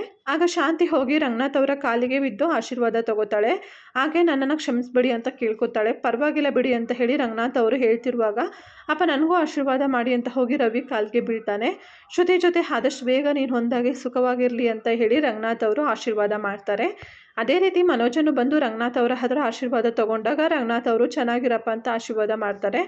ಆಗ ಅಪ್ಪ, ನನಗೆ ಇದು ಟೆನ್ಷನಲ್ಲಿ ನಾನು ಮರ್ತೋಗ್ಬಿಟ್ಟಿದೆ, ದಯವಿಟ್ಟು ಕ್ಷಮಿಸಿ. ಆದರೆ ಸೂರ್ಯ ಮಾತ್ರ ಯಾವತ್ತೂ ಮರೆಯೋದಕ್ಕೆ ಸಾಧ್ಯನೇ ಇಲ್ವಲ್ಲ, ಪ್ರತಿ ವರ್ಷವೂ ಅವನೇ ಇದನ್ನೆಲ್ಲ ಚೆನ್ನಾಗಿ ಮಾಡೋದಲ್ವ, ಆದರೆ ಏನಾಯಿತು ಅಂತ ಗೊತ್ತಿಲ್ಲ, ಬೆಳಗ್ಗೆನೇ ಎದ್ದೋದವನು ಇನ್ನೂ ಬಂದಿಲ್ಲ ಅಂತ ಹೇಳಿ ರವಿ ಬಾಗಿಲ ಕಡೆನೇ ನೋಡ್ತಿರ್ತಾನೆ. ಆಗ ಯಾರಿಗೆ ಗೊತ್ತು, ಅವನ ಹೆಂಡತಿ ನೋಡೋಕ್ಕೆ ಹೋಗಿರ್ತಾನೆ, ಅವನು ಸುಮ್ಮನೆ ಮಾತಿಗೆ ಮಾತ್ರ ಅಪ್ಪ ಅಪ್ಪ ಅಂತ ಹೇಳ್ತಾನೆ ಅಷ್ಟೇ, ಉಳಿದಿದ್ದೆಲ್ಲ ಅವನ ಹೆಂಡತಿಗೆ ಅವನಿಗೆ ಅಂತ ಹೇಳಿ ಶಾಂತಿ ಹೇಳ್ತಿರ್ತಾಳೆ. ಅಷ್ಟೊತ್ತಿಗೆ ಸೂರ್ಯ ಮನೆಗೆ ಬರ್ತಿದ್ದಂಗೆ, ಓ ಕೇಶವ ಅಂಕಲ್ ಹೇಗಿದ್ದೀರಾ, ಟೀ ಕಾಫಿ ಏನಾದರೂ ಕುಡಿತೀರಾ, ಚೆನ್ನಾಗಿದ್ದೀರಾ ಅಂತ ಹೇಳಿ ಸೂರ್ಯ ವಿಚಾರಿಸ್ತಾ ಇರ್ತಾನೆ. ಇನ್ನೂ ಇಲ್ಲ ಕಣಪ್ಪ, ಇವಾಗ ತಾನೇ ಬಂದೆ ಅಂತ ಕೇಶವ ಅವರು ಹೇಳ್ತಿರುವಾಗ, ಸರಿ ಅಂಕಲ್ ಬರ್ತೀನಿ ಇರಿ ಅಂತ ಹೇಳಿ ಸೂರ್ಯ ರೂಮ್ಗೆ ಹೋಗ್ತಾನೆ. ಏನಿದು ಸೂರ್ಯ ನನ್ನ ಹುಟ್ಟಿದ ಹಬ್ಬದ ಮರೆತು ಹೋಗಿದ್ದಾನ ಅಂತ ಹೇಳಿ ರಂಗನಾಥ್ ಅವರು ಮನಸ್ಸಲ್ಲೇ ಅಂದ್ಕೊಂಡು ತುಂಬಾ ನೋಡ್ಕೊತಾ ಇರ್ತಾರೆ. ಇದನ್ನು ನೋಡಿ ಮನೆಯವರೆಲ್ರಿಗೂ ಶಾಕ್ ಆಗಿರುತ್ತೆ. ಆಗ ನೋಡಿದರೆ, ಏನ್ರಿ ಅವನಿಗೆ ನಿಮ್ಮ ಹುಟ್ಟಿದ ಹಬ್ಬನೇ ನೆನಪಿಲ್ಲ, ಮರ್ತೋಗ್ಬಿಟ್ಟಿದ್ದಾನೆ ಅಂತ ಹೇಳಿ ಶಾಂತಿ ಹೇಳ್ತಿದ್ರೆ, ಇವನನ್ನು ಹೋಗಿ ನಿಮ್ಮ ಮುದ್ದಿನ ಮಗ ಅಂತ ಹೇಳ್ಕೊತಿರಲ್ಲ ಅಂತ ಹೇಳಿ ಮನೋಜ್ ಹೇಳ್ತಿರ್ತಾನೆ. ಆಗ ಮನೋಜ್ ಸಾಕು ಸುಮ್ಮನೆ ಇರೋ, ಅವ್ನು ಬೇರೆ ಯಾವುದೋ ಟೆನ್ಷನಲ್ಲಿರ್ತಾನೆ, ನಾನು ಹೋಗಿ ಹೇಳ್ತೀನಿ ಅಂತ ಹೇಳಿ ರವಿ ಹೋಗ್ತಿರುವಾಗ, ರವಿ ಬೇಡಪ್ಪ, ಅವನಿಗೆ ಜ್ಞಾಪಕ ಬಂದರೆ ಪರವಾಗಿಲ್ಲ, ಇಲ್ಲ ಅಂದರೆ ನೆನೆಸೋದೇ ಬೇಡ ಅಂತ ಹೇಳಿ ರಂಗನಾಥ್ ಅವರು ರವಿನ ತಡೀತಾರೆ. ಹಾಗೆ ಸೂರ್ಯ ರೆಡಿಯಾಗಿ ಆಚೆಗೆ ಬರ್ತಾನೆ. ಏನೋ ಇದು ಸೂರ್ಯ, ಶರ್ಟ್ ಮತ್ತು ಪಂಚೆ ಎಲ್ಲ ಹಾಕೊಂಡು ಬಂದಿದೆಯಾ ಅಂತ ಹೇಳಿ ರವಿ ಕೇಳ್ತಿರುವಾಗ, ಅದು ಒಬ್ರದ್ದು ಮದುವೆ ಇದೆ ಕಣೋ, ಅದಕ್ಕೋಸ್ಕರನೇ ಹೋಗಬೇಕು ಅಂತ ಹೇಳಿ ಸೂರ್ಯ ಹೇಳ್ತಾನೆ. ಓ ಸಾಹೇಬರು ಯಾರ್ದೋ ಮನೆ ಮದುವೆಗೆ ಹೋಗ್ತಾ ಇದ್ದಾರೆ, ಪಾಪ ಮನೇಲಿ ನಡೀತಾ ಇರೋದು ಯಾವುದು ಗೊತ್ತಾಗ್ತಿಲ್ಲ ಅಂತ ಹೇಳಿ ಶಾಂತಿ ಹೇಳ್ತಿರ್ತಾಳೆ. ಆಗ ಸೂರ್ಯ ಟಿಫನ್ ತೊಗೊಂಡು ಬಂದಿದ್ದೀನಿ, ತಿನ್ಬಿಟ್ಟು ಹೋಗು ಅಂತ ಹೇಳಿ ರವಿ ಹೇಳ್ತಿರುವಾಗ, ರವಿ ಇರಲಿ ಬಿಡೋ, ಲೇಟ್ ಆಯಿತು, ನಾನು ಬರ್ತೀನಿ ಅಂತ ಹೇಳ್ತಾ ಸೂರ್ಯ ಆಚೆಗೆ ಹೋಗ್ತಾನೆ. ಇದನ್ನು ನೋಡಿ ರಂಗನಾಥ್ ಅವರಿಗೆ ತುಂಬಾ ಬೇಜಾರಾಗುತ್ತೆ. ನೋಡಿದ್ರೇಂದ್ರಿ, ಅವ್ನ ಕೆಲಸ ಮಾತ್ರ ನೋಡಿಕೊಂಡು ಎಷ್ಟೊಂದು ಆರಾಮಕ್ಕೆ ಹೋಗ್ತಿರ್ತಾನೆ ಅಂತ, ನಿಮ್ಮ ಹತ್ರ ಒಂದು ಮಾತು ಹೋಗಿ ಬರ್ತೀನಿ ಅಪ್ಪಯ್ಯ ಅಂತ ಕೂಡ ಹೇಳಲಿಲ್ಲ, ಇದೇ ನೋಡ್ರಿ ನಿಮ್ಮ ಮಗನ ಬುದ್ಧಿ ಅಂದರೆ ಅಂತ ಹೇಳ್ತಾ ಶಾಂತಿ ಕಿಚನ್ಗೆ ಹೋಗ್ತಾಳೆ. ಆದರೆ ರಂಗನಾಥ್ ಅವರು ಮಾತ್ರ ಸೂರ್ಯ ಈ ಥರ ಮಾಡೋನಲ್ವಲ್ಲ ಅಂತ ಹೇಳಿ ಯೋಚನೆ ಮಾಡ್ತಿರ್ತಾರೆ. ಆಗ ಇದ್ದಕ್ಕಿದ್ದಂಗೆ ಮದುವೆ ಮನೆಯಲ್ಲಿ ಕೇಳುವಂತಹ ನಾದಸ್ವರದ ಸೌಂಡ್ ಬರೋಕ್ಕೆ ಶುರುವಾಗುತ್ತೆ. ಏನಿದು ಅಂತ ಮನೆಯವರೆಲ್ಲರೂ ಬಾಗಿಲ ಕಡೆಗೆ ನೋಡ್ತಿರುವಾಗ ಸೂರ್ಯ ಮತ್ತು ಮೀನಾ ಇಬ್ಬರು ತಾಂಬೂಲ ತಟ್ಟೆ, ಸೀರೆ, ಹೂವಿನ ಹಾರ ಎಲ್ಲ ತೊಗೊಂಡು ಬಂದು ನಿಂತ್ಕೊತಾರೆ. ಅವರನ್ನು ನೋಡ್ತಿದ್ದಂಗೆ ಮನೆಯವರು ಕೂಡ ಖುಷಿಯಾಗುತ್ತೆ. ಆಗ ಸೂರ್ಯ ಬಂದು ಹುಟ್ಟು ಹಬ್ಬದ ಶುಭಾಶಯಗಳು ಅಂತ ಹೇಳ್ತಿರುವಾಗ, ಲೋ ರಂಗ, ನಿನ್ನ ಮಗ ನಿನ್ನ ಹುಟ್ಟು ಹಬ್ಬದ ಮರ್ತಿಲ್ಲ ಕಣೋ ಅಂತ ಹೇಳಿ ಕೇಶವ ಕೂಡ ಹೇಳ್ತಿರ್ತಾರೆ. ಆಗ ರಂಗನಾಥ್ ಅವರ ಕಣ್ಣೀರು ಹಾಕ್ಕೊಂಡು ಸೂರ್ಯನ ಹತ್ರ ಹೋಗಿ ನಿಂತ್ಕೊಂಡಾಗ, ಹುಟ್ಟುಹಬ್ಬದ ಶುಭಾಶಯಗಳು ಮಾವ ಅಂತ ಹೇಳಿ ಮೀನಾ ಕೂಡ ರಂಗನಾಥ್ ಅವರಿಗೆ ಹೇಳ್ತಾಳೆ. ಅದನ್ನು ನೋಡಿ ರಂಗನಾಥ್ ಅವರ ಕಣ್ಣಲ್ಲಿ ಖುಷಿಗೆ ಕಣ್ಣೀರು ಬರುತ್ತೆ. ಲೋ ಸೂರ್ಯ, ಇದನ್ನೆಲ್ಲ ಯಾವಾಗಲೂ ಅರೇಂಜ್ ಮಾಡಿದೆ ಅಂತ ಹೇಳಿ ರವಿ ಕೇಳ್ತಿರುವಾಗ, ಲೋ ರವಿ, ಅದನ್ನೆಲ್ಲ ಆಮೇಲೆ ಹೇಳ್ತೀನಿ, ಅಪ್ಪಯ್ಯ ನಮ್ಮ ಹತ್ರ ಹಾರ ಇಸ್ಕೊ ಅಂತ ಹೇಳಿ ಸೂರ್ಯ ಹೇಳ್ತಾನೆ. ಹಾಗೆ ಇಬ್ಬರು ಕೂಡ ಹಾರ ಬದಲಾಯಿಸ್ಕೊಳ್ಳಿ ಅಂತ ಹೇಳಿ ಸೂರ್ಯ ಹೇಳ್ತಿರುವಾಗ, ಮೀನಾ ರಂಗನಾಥ್ ಅವರಿಗೆ ಮತ್ತೆ ಶಾಂತಿಗೆ ಹೂವಿನ ಹಾರ ಕೊಡ್ತಾಳೆ. ಆಗ ಇಬ್ಬರು ಕೂಡ ಹಾರ ಬದಲಾಯಿಸ್ಕೊಳ್ತಿದ್ರೆ ಹಿಂದೆ ಗಟ್ಟಿ ಮೇಳದ ಸೌಂಡ್ ಜೋರಾಗಿ ಕೇಳಿಸ್ತಿರುತ್ತೆ. ಆಗ ಮನೆಯವರೆಲ್ಲರಿಗೂ ಚಪ್ಪಾಳೆ ತಟ್ತಿರ್ತಾರೆ. ಹಾಗೆಯೇ ಇಬ್ಬರನ್ನು ಜೊತೆಗೆ ನಿಲ್ಲಿಸಿ ನಮ್ಮಿಬ್ಬರಿಗೂ ಆಶೀರ್ವಾದ ಮಾಡಿ ಅಂತ ಹೇಳ್ತಾ ಸೂರ್ಯ ಮತ್ತು ಮೀನಾ ಇಬ್ಬರು ಕೂಡ ರಂಗನಾಥ್ ಮತ್ತು ಶಾಂತಿಯವರ ಆಶೀರ್ವಾದವನ್ನು ತಗೋತಾರೆ. ಆಗ ಅಪ್ಪಯ್ಯ, ನಾನು ಬೆಳಗ್ಗೆನೇ ಎದ್ದಿದ್ದೆ, ನಿನ್ನ ಎಬ್ಸಿ ಶುಭಾಶಯ ಹೇಳಬೇಕು ಅಂತಲೂ ಅಂದ್ಕೊಂಡೆ, ಆದರೆ ನೀನು ಚೆನ್ನಾಗಿ ನಿದ್ದೆ ಮಾಡ್ತಿದ್ದೆ, ಸರಿ ಬಿಡು, ಎದ್ಮೇಲೆ ಹೇಳಿದ್ರೆ ಆಯಿತು ಅಂತ ಹೇಳಿ ನಾನು ಇದನ್ನೆಲ್ಲ ಅರೇಂಜ್ ಮಾಡ್ಕೊಂಡು ಬರೋದಕ್ಕೆ ಹೋದೆ ಅಪ್ಪಯ್ಯ, ಹೆಂಗಿದೆ ಅಂತ ಹೇಳಿ ಸೂರ್ಯ ಕೇಳ್ತಿರುವಾಗ ತುಂಬಾ ಖುಷಿ ಆಯಿತು ಅಂತ ಹೇಳಿ ರಂಗನಾಥ್ ಅವರು ಹೇಳ್ತಿರ್ತಾರೆ. ಹಾಗೆ ಸೂರ್ಯ ಮೀನಾ ತಂದಿರೋ ತಾಂಬೂಲ ತಟ್ಟೆ ಮೇಲೆ ಬಟ್ಟೆ ಇಟ್ಟು ಇಬ್ಬರಿಗೂ ಕೂಡ ಕೊಡ್ತಾರೆ. ಆಗ ನೋಡ್ದೇನೆ ಶಾಂತಿ, ಇದೇ ಕಣೆ ನನ್ನ ಮಗ ಸೂರ್ಯ ಅಂದರೆ ಅಂತ ಹೇಳಿ ರಂಗನಾಥ್ ಅವರು ಸೂರ್ಯನ ಹೊಗಳ್ತಾ ಇರ್ತಾರೆ. ಶಾಂತಿ ಹತ್ರ ಹೇಳ್ತಿರುವಾಗ, ಹಾಂ ಅಪ್ಪಯ್ಯ, ಹೆಂಗಿತ್ತು ನನ್ನ ಸರ್ಪ್ರೈಸ್ ಅಂತ ಹೇಳಿ ಸೂರ್ಯ ಕೇಳ್ತಾನೆ. ತುಂಬ ಖುಷಿ ಆಯಿತು ಕಣೋ, ಇದನ್ನು ನಾನು ಯಾವತ್ತೂ ಮರೆಯೋದಕ್ಕೆ ಆಗೋದೇ ಇಲ್ಲ, ಆ ಥರ ನೀನು ಸರ್ಪ್ರೈಸ್ ಕೊಟ್ಟಿದ್ದೀಯಾ ಅಂತ ಹೇಳ್ತಾ ರಂಗನಾಥ್ ಅವರು ಸೂರ್ಯನ ತಂಬ್ಕೋತಾರೆ. ಅಷ್ಟೊತ್ತಿಗೆ ಶ್ರುತಿ ಕೂಡ ಕೇಕ್ ತೊಗೊಂಡು ಮನೆಗೆ ಬರ್ತಾಳೆ. ಹ್ಯಾಪಿ ಬರ್ತಡೇ ಮಾವ ಅಂತ ಹೇಳ್ತಾ ಶ್ರುತಿಗೆ ರಂಗನಾಥ್ ಅವರಿಗೆ ವಿಶ್ ಮಾಡಿದ್ದಾಗ, ಶ್ರುತಿ, ಇವತ್ತು ಅಪ್ಪನ ಬರ್ತಡೇ ಅಂತ ನಿನಗೆ ಹೇಗೆ ಗೊತ್ತು ಅಂತ ಹೇಳಿ ರವಿ ಕೇಳ್ತಾನೆ. ನಿನ್ನೆನೇ ಮೀನಾ ಮರಿ ನನ್ನ ಹತ್ರ ಹೇಳಿದರು ಅಂತ ಹೇಳಿ ಶ್ರುತಿ ಹೇಳ್ತಿರುವಾಗ, ನನ್ನ ಹತ್ರ ಒಂದು ಮಾತು ಹೇಳಿಲ್ಲ ನೋಡು ನೀನು ಅಂತ ಹೇಳಿ ರವಿ ಕೇಳ್ತಾನೆ. ಆಗ, ಹೇ ರವಿ, ಆ್ಯಕ್ಚುಲಿ ಇದನ್ನು ನೀನು ನನ್ನ ಹತ್ರ ಹೇಳಬೇಕಾಗಿತ್ತು, ಮಾವನ ಬರ್ತಡೇ ಕೂಡ ನಿನಗೆ ನೆನಪಿಲ್ವಾ ಅಂತ ಹೇಳಿ ಶ್ರುತಿ ರವಿಗೆ ಬೈತಾಳೆ. ಲೋ ಸೂರ್ಯ, ಏನಾರು ನಾನು ಕೇಳ್ಬೋದಾಗಿತ್ತಲ್ವೇನೋ ಅಂತ ರವಿ ಕೇಳಿದ್ದಾಗ, ಲೋ ರವಿ, ನಿನಗೆ ಗೊತ್ತಿದೆ ಅಂತ ಅಂದ್ಕೊಂಡೆ ಕಣೋ, ಹೋಗಿ ಅಪ್ಪಯ್ಯನ ಬರ್ತಡೇ ಯಾರಾದರೂ ಮರಿತಾರೇನೋ ಅಂತ ಹೇಳಿ ಸೂರ್ಯ ರವಿಗೆ ಬೈದಿರ್ತಾನೆ. ಆಗ ರವಿ ಶ್ರುತಿ ಕೈ ಇಟ್ಕೊಂಡು, ಅಪ್ಪ ನಮ್ಮಿಬ್ಬರಿಗೂ ಆಶೀರ್ವಾದ ಮಾಡಿ ಅಂತ ಹೇಳಿ ಇಬ್ಬರು ಕೂಡ ಕಾಲಿಗೆ ಬೀಳ್ತಾರೆ. ಆಗ ಶಾಂತಿ ಮತ್ತು ರಂಗನಾಥ್ ಅವರು ಇಬ್ಬರಿಗೂ ಆಶೀರ್ವಾದ ಮಾಡಿ ಇಬ್ಬರು ಒಟ್ಟಿಗೆ ಬಾಳೋ ರೀತಿ ಬೇಗ ಆಗಲಿ ಅಂತ ಹೇಳ್ತಿರುವಾಗ, ಏನು ಮಾಡೋದು ಮಾವ, ಅದೆಲ್ಲ ನಿಮ್ಮ ಮಗನ ಕೈಯಲ್ಲೇ ಇದೆ ಅಂತ ಹೇಳಿ ಶ್ರುತಿ ಡೈಲಾಗ್ ಹೊಡಿತಿರ್ತಾಳೆ. ಆಗ ಸೂರ್ಯ, ಎಲ್ಲಿ ನೀನು ನಿಮ್ಮ ಅಪ್ಪನ ಬರ್ತಡೇ ಮರ್ತೇ ಹೋಗ್ಬಿಟ್ಟಿದ್ಯೋ ಏನೋ ಅಂತ ನಾನು ಅಂದ್ಕೊಂಡಿದ್ದೆ ಕಣಪ್ಪ ಅಂತ ಹೇಳಿ ಕೇಶವ ಅವರು ಹೇಳ್ತಿರುವಾಗ, ಅಯ್ಯೋ ಅಂಕಲ್, ನಾನು ನಮ್ಮ ಅಪ್ಪಯ್ಯನ ಬರ್ತಡೇನ ಮರೆಯೋಕುಂಟೆ, ಸಾಧ್ಯನೇ ಇಲ್ಲ. ಮೀನಾ ಮತ್ತು ನಾನಿಬ್ಬರು ಕೂಡ ಒಂದು ವಾರದಿಂದ ಇದ್ರ ಬಗ್ಗೆನೇ ಮಾತಾಡ್ಕೋತಾ ಇದ್ದೀವಿ, ಅದಕ್ಕೆ ಬೆಳಗ್ಗೆನೇ ದೇವಸ್ಥಾನಕ್ಕೆ ಹೋಗಿ ನಮ್ಮ ಅಪ್ಪನ ಹೆಸರಲ್ಲಿ ಅರ್ಚನೆ ಮಾಡಿಸ್ಕೊಂಡು ಬಂದಿದ್ದೀನಿ ಅಂತ ಹೇಳಿ ಸೂರ್ಯ ಹೇಳ್ತಿರುವಾಗ ರಂಗನಾಥ್ ಅವರು ಶಾಂತಿ ಮುಖ ನೋಡ್ತಿರ್ತಾರೆ. ಹಾಗೆ ಮೀನಾ ಕೂಡ ದೇವಸ್ಥಾನದಲ್ಲಿ ಅರ್ಚನೆ ಮಾಡಿಸಿದ್ದೀನಿ ಅಂತ ಹೇಳಿ ಅರ್ಚನೆ ಪ್ರಸಾದನ ರಂಗನಾಥ್ ಅವರ ಕೈ ಕೊಡ್ತಾಳೆ. ಇದನ್ನು ಕೇಳಿ ರಂಗನಾಥ್ ಅವರಿಗೆ ತುಂಬಾ ಖುಷಿಯಾಗುತ್ತೆ. ನಂತರ ಲೋ ರಂಗ, ನಾನು ಬಂದಾಗ ನೀನು ಒಂಟಿಯಾಗಿ ಕೂತ್ಕೊಂಡಿದ್ದೆ, ಆದರೆ ಇವಾಗ ನೋಡು ಎಷ್ಟು ಚೆನ್ನಾಗಿದ್ದಾರೆ, ಇದನ್ನು ನೋಡ್ತಿದ್ರೆ ತುಂಬಾ ಖುಷಿ ಆಗ್ತಿದೆ ಕಣೋ ಅಂತ ಹೇಳಿ ಕೇಶವ ಅವರು ಹೇಳ್ತಿರುವಾಗ ಅಷ್ಟರಲ್ಲಿ ರೋಹಿಣಿ ಅಲ್ಲಿಗೆ ಬರ್ತಾಳೆ. ಹ್ಯಾಪಿ ಬರ್ತಡೇ ಮಾವ ಅಂತ ಹೇಳಿ ರೋಹಿಣಿ ಹೇಳ್ತಿರುವಾಗ ಅವಳನ್ನು ನೋಡ್ದಂಗೆ ಮನೆಯವರೆಲ್ಲರಿಗೂ ಕೂಡ ಕೋಪ ಬರ್ತಿರುತ್ತೆ. ಈ ಪೀಡೆ ಇಲ್ಲಿಗೆ ಯಾಕೆ ಬಂತು ಅಂತ ಹೇಳಿ ಶಾಂತಿ ಅವಳನ್ನು ಗುರಾಯಿಸ್ತಾ ನೋಡ್ತಾ ಇರ್ತಾಳೆ. ಯಾಕೆ ಇಲ್ಲಿಗೆ ಬಂದೆ ಅಂತ ಹೇಳಿ ಶಾಂತಿ ಅವಳನ್ನು ಬಾಗಿಲಲ್ಲೇ ನಿಲ್ಲಿಸಿ ಕೇಳ್ತಿರುವಾಗ, ಇವತ್ತು ಮಾವನ ಹುಟ್ಟಿದಬ್ಬ ಅಲ್ವಾ, ಅದಕ್ಕೆ ಬಂದೆ ಅತ್ತೆ ಅಂತ ಹೇಳಿ ರೋಹಿಣಿ ಹೇಳ್ತಿರ್ತಾಳೆ. ಅಲ್ಲ ಈ ಕಡೆ, ಅಲ್ಲ ನಮ್ಮನೆ ಮರ್ಯಾದೆ ಎಲ್ಲ ಹರಾಜು ಹಾಕಿದ್ಯಾ, ನಮ್ಮನೆ ಕೋರ್ಟಿಗೆ ಬಂದು ನಿಂತ್ಕೊಳ್ಳೋ ರೀತಿ ಮಾಡಿದ್ಯಾ, ಇವಾಗ ಯಾವ ಮುಖ ಇಟ್ಕೊಂಡು ಮನೆಗೆ ಬಂದಿದ್ಯಾ ಅಂತ ಹೇಳಿ ಶಾಂತಿ ಬೈತಿರ್ತಾಳೆ. ನಂತರ, ಹೇ ಮಾನ್ಗೆಟ್ಟವಳೆ, ಇನ್ನು ಇಲ್ಲೇ ನಿಂತಿದೆಯಲ್ಲೇ, ಹೋಗಿ ಆಚೆಗೆ ಅಂತ ಹೇಳಿ ಶಾಂತಿ ಬೈತಿರ್ತಾಳೆ. ಆಗ ಒಂದು ಒಳ್ಳೆ ದಿವಸ ಎಲ್ಲರೂ ಖುಷಿಯಾಗಿದ್ದೀವಿ, ಅದನ್ನು ಹಾಳು ಮಾಡೋದಕ್ಕೆ ಅಂತಲೇ ಬಂದುಬಿಟ್ಟಿದ್ಯಾ ಅಂತ ಹೇಳಿ ಮನೋಜ್ ಕೇಳ್ತಿರುವಾಗ, ಈ ಮನೋಜ್ ಇವಳನ್ನು ಒಂದು ಆಚೆಗೆ ಹಾಕು ಅಂತ ಹೇಳಿ ಶಾಂತಿ ಹೇಳ್ತಿರ್ತಾಳೆ. ಆಗ ಈ ಶಾಂತಿ, ಸುಮ್ಮನೆ ಇರು ಅಂತ ಹೇಳಿ, ಏನಮ್ಮ ನಿನಗೆ ಬುದ್ಧಿ ಇಲ್ವೇನಮ್ಮ, ನೀನು ಬಂದರೆ ಇಲ್ಲಿ ಸಮಸ್ಯೆ ಆಗುತ್ತೆ ಅಂತ ಗೊತ್ತು ತಾನೇ, ಆಗಿದ್ಮೇಲೆ ಯಾಕಮ್ಮ ಬಂದೆ ನೀನು ಅಂತ ಹೇಳಿ ರಂಗನಾಥ್ ಅವರು ಬೈತಾರೆ. ಆಗ, ಮಾವ, ಈ ಮನೆಯಲ್ಲಿ ನನಗೆ ಜಾಸ್ತಿ ಸಪೋರ್ಟ್ ಮಾಡಿಕೊಂಡು ಮಾತಾಡಿದವರು, ನನಗೆ ಹೆಲ್ಪ್ ಮಾಡಿದವರು ನೀವೇನೇ, ನನಗೆ ನೀವು ಅಂದರೆ ಮರ್ಯಾದೆ ಜಾಸ್ತಿ, ನಾನು ತಪ್ಪು ಮಾಡಿದ್ದೀನಿ ನಿಜಾನೇ, ಆದರೆ ಯಾವತ್ತೂ ನಿಮ್ಮ ಮೇಲೆ ಇರೋ ಗೌರವ ನನಗೆ ಕಡಿಮೆ ಆಗೋದಿಲ್ಲ ಮಾವ ಅಂತ ಹೇಳಿ ರೋಹಿಣಿ ಹೇಳ್ತಿರುವಾಗ, ಏನೇನೋ ಯಾರೋ ಇವಾಗ ಗೌರವ ಕೊಡು ಅಂತ ಇಲ್ಲಿ ಕರೆದಿದ್ದು, ಈ ಥರ ನೈಸಾಗಿ ಮಾತಾಡಿಕೊಂಡು ಹಾಗೆ ಒಳಗಡೆ ಬರಬೇಕು ಅಂತ ಯೋಚನೆ ಮಾಡಬೇಡ, ಹೋಗೋ ಮೊದಲು ಆಚೆಗೆ ಅಂತ ಹೇಳಿ ಶಾಂತಿ ರೇಗಾಡ್ತಾಳೆ. ಆಗ, ಹೇ ಪೌಡರ್, ಎಲ್ಲರೂ ಖುಷಿಯಾಗಿದ್ದಾರೆ, ಇದರಲ್ಲಿ ಯಾಕೆ ಬಂದು ಕಲ್ಲಾಗ್ತಾ ಇದೆಯಾ ಅಂತ ಹೇಳಿ ಸೂರ್ಯ ಬೈತಿರುವಾಗ, ಏನ್ರಿ ಮಾಡೋದು, ಈ ಮನೇಲಿ ಯಾರಾದರೂ ಖುಷಿಯಾಗಿದ್ದರೆ ಸಾಕು, ಅದನ್ನು ನೋಡಿ ಇವಳಿಂದ ತಡ್ಕೊಳ್ಳೋಕೆ ಆಗೋದಿಲ್ಲ ಅನ್ನೋದನ್ನು ಹಾಳು ಮಾಡೋಕ್ಕೆ ಬಂದಿರ್ತಾಳೆ ಅಂತ ಹೇಳಿ ಮೀನಾ ಹೇಳ್ತಿರುವಾಗ, ನಾನು ಯಾರ ಖುಷಿನೂ ಹಾಳು ಮಾಡೋಕ್ಕೆ ಅಂತ ಬಂದಿಲ್ಲ ಮಾವ, ನಾನು ನಿಮಗೆ ವಿಶ್ ಮಾಡೋದಕ್ಕೆ ಅಂತ ಬಂದಿದ್ದು ಅಷ್ಟೇ. ನಿಮ್ಮ ಮುಂದಿನ ವರ್ಷದ ಬರ್ತಡೇ ಅಷ್ಟರಲ್ಲಿ ನಾನು ಈ ಮನೇಲಿ ಇರ್ತೀನಿ ಮಾವ ಅಂತ ಹೇಳಿ ರೋಹಿಣಿ ಹೇಳ್ತಿರುವಾಗ, ತೆಗೆದು ಬಾರಿಸಿರಿ ಅಂದರೆ ನೋಡು ಕೈ ಕಾಲೆಲ್ಲ ಹಾಗೆ ಮುರಿದೋಗ್ಬಿಡ್ತೀನಿ ಕಣೆ ಅಂತ ಹೇಳಿ ಮನೆಗೆ ಬರ್ತೀನಿ ಅಂತಿದ್ರಾಗೆ ನಾನಂತೂ ಸುಮ್ಮನೆ ಇರೋದಿಲ್ಲ ಅಂತ ಹೇಳಿ ಶಾಂತಿ ರೋಹಿಣಿ ಮೇಲೆ ರೇಗಾಡ್ತಾಳೆ. ಆಗ ನನಗೆ ನಂಬಿಕೆ ಇದೆ, ನಾನು ಮನೋಜ್ ಜೊತೆ ಮತ್ತೆ ಹೊಂದಾಗ್ತೀನಿ, ನಾನಿನ್ನು ಬರ್ತೀನಿ ಮಾವ ಅಂತ ಹೇಳಿದ್ರು ರೋಹಿಣಿ ತಾನು ತಂದಿರೋ ಗಿಫ್ಟನ್ನು ಅಲ್ಲೇ ಬಿಟ್ಟು ಅಲ್ಲಿಂದ ಹೋಗ್ತಾಳೆ. ಆಗ ಶಾಂತಿ ರೋಹಿಣಿ ತಂದಿರೋ ಗಿಫ್ಟನ್ನು ಕಾಲಲ್ಲಿ ಹೊದ್ದು ಆಚೆ ಕಡೆ ತಳ್ತಾಳೆ. ನಂತರ ಒಳ್ಳೆ ದಿವಸದಲ್ಲಿ ಇಂಥ ಪೀಡೆ ಮುಖನ ನೋಡ್ದಂಗೆ ಆಯ್ತಲ್ಲ ಅಂತ ಶಾಂತಿ ಕೋಪ ಮಾಡಿಕೊಂಡು ಬೈತಿರುವಾಗ, ಬಿಡು ಸಕ್ಕರೆ ಇಂಥ ಒಳ್ಳೆ ದಿವಸದಲ್ಲಿ ದೃಷ್ಟಿ ತೆಗಿಬೇಕು ಅಂತಾರಲ್ಲ ಅದೇ ಇದು ಅಂತ ಅನ್ಕೋ ಅಂತ ಹೇಳಿ ಸೂರ್ಯ ಸಮಾಧಾನ ಮಾಡ್ತಾನೆ. ನಂತರ ಸರಿ ಎಲ್ಲರೂ ಬನ್ನಿ ಕೇಕ್ ಕಟ್ ಮಾಡೋಣ ಅಂತ ಶ್ರುತಿ ಕರೆದಾಗ ಕರೆಕ್ಟ್ ಅಂತ ಹೇಳ್ತಾ ಸೂರ್ಯ ತನ್ನ ತಂದಿರುವ ಬಟ್ಟೆಗಳನ್ನು ಇಬ್ಬರ ಕೈಗೂ ಕೊಟ್ಟು ಇದನ್ನು ಹೋಗಿ ಬದಲಾಯಿಸ್ಕೊಂಡು ಬನ್ನಿ ಅಂತ ಹೇಳಿ ಶಾಂತಿ ಮತ್ತು ರಂಗನಾಥ್ ಅವ್ರಿಗೆ ಹೇಳ್ತಾನೆ. ಸರಿ ಅಂತ ಹೇಳಿ ಅವರಿಬ್ಬರು ಹೋಗಿ ಬಟ್ಟೆಗಳನ್ನ ಚೇಂಜ್ ಮಾಡ್ಕೊಂಡು ಬರ್ತಾರೆ. ಅಷ್ಟರಲ್ಲಿ ಶ್ರುತಿ ತಂದಿರುವ ಕೇಕ್ನ ಟೇಬಲ್ ಮೇಲೆ ಇಟ್ಟು ಸೂರ್ಯ ಅರೇಂಜ್ ಮಾಡ್ತಿರ್ತಾನೆ.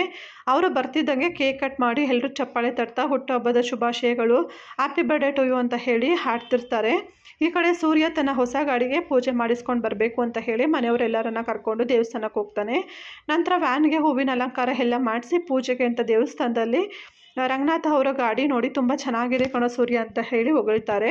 ಆಗ ಹೌದು ಇವನೇನು ದೊಡ್ಡದಾಗಿ ಫ್ಲೈಟ್ ತೊಗೊಂಡಿದ್ದಾನೆ ನೋಡಿ, ಅದಕ್ಕೆ ಇದನ್ನು ದೊಡ್ಡದು ಅಂತ ಕೊಚ್ಕೋತಾ ಇದ್ದಾರೆ ಇವರು ಅಂತ ಹೇಳಿ ಶಾಂತಿ ಹೇಳ್ತಿರ್ತಾಳೆ.